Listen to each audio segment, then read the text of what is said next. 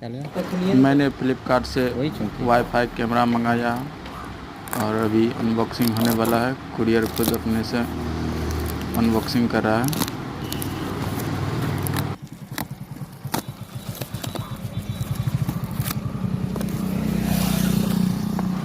देखते हैं इसमें क्या क्या निकलता है। ये रहा बॉक्स, अब इसको खोलते हैं।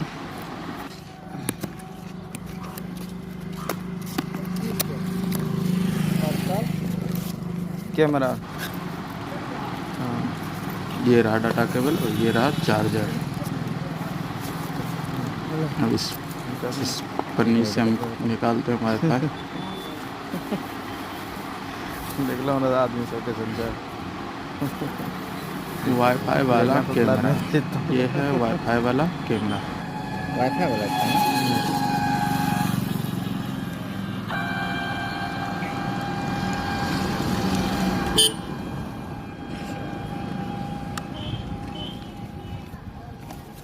बंद कर ले।